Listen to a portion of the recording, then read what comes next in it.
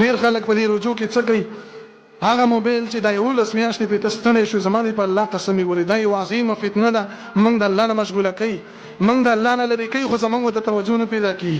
فیسبوک ته څه فایده درکړه لس کار دې بګی ډیر کړو ستا علم کې څه اضافه را لکنه نورم د الله نه لري شوی ډیر خلک بهوده تصویران ګوري فلمونه ګوري گیمونه پې کوي پردو زنانو سره چیټینګ لیکل پې کوي میسج د هغې سره کوي د کفر نه غټ کارونه په دې باندې کوي او د مسلمان زړه کې چرته یره قدر نه پیدا کیږي چې دا څه کومه ما ته د چا کیمرې لګېدلې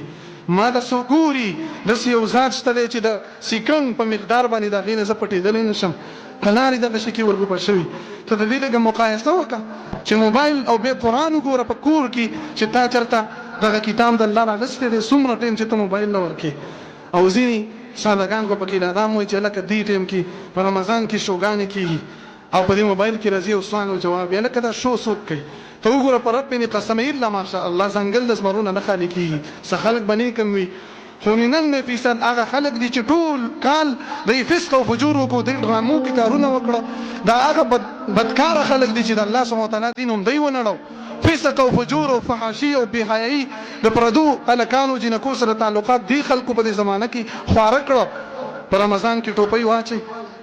او ګیره لګه غونته لوړده کی او کینه کې امریزان ته ولګي سکه د الله دین نو تب دین د ډمانو نه یادي تب دین